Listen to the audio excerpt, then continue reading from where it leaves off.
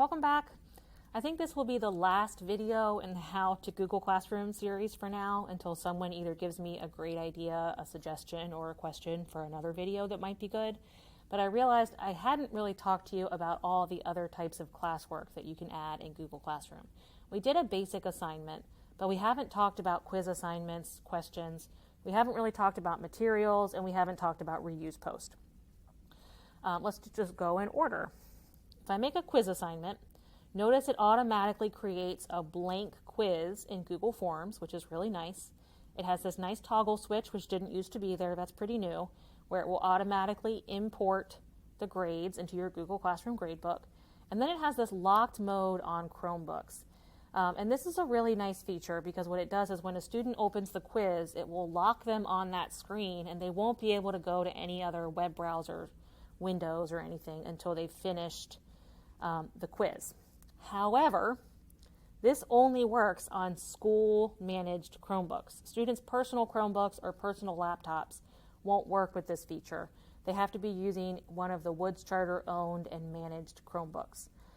So either a Chromebook that they had permission to take home during distance learning, or you've gotten the cart for the day, or whatever. But it is a really nice feature. And right now, this is just a blank Google form.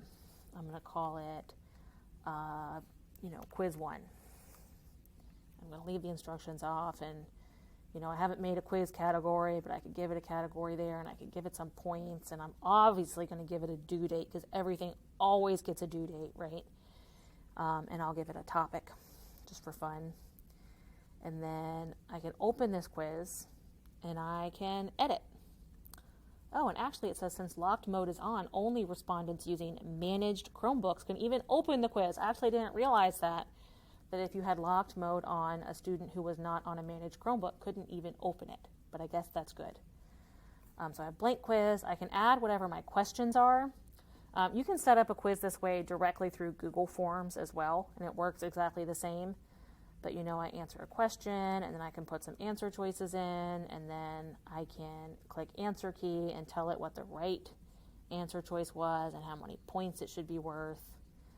I can add another question that is short answer, and I can still put in the answer key, like maybe the correct answer is 2, or they might put 2.0, and that's okay, or they might put 8/4, and all of those are okay with me, but if they put anything other than that, it's incorrect.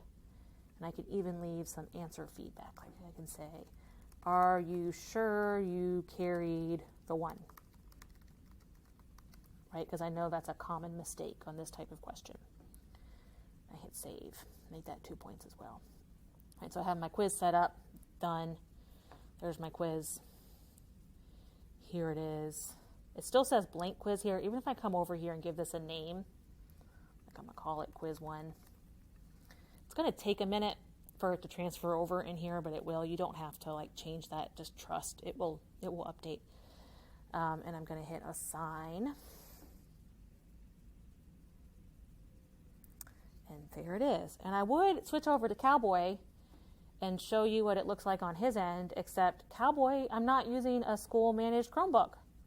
So I'm not going to be able to access this quiz from this computer.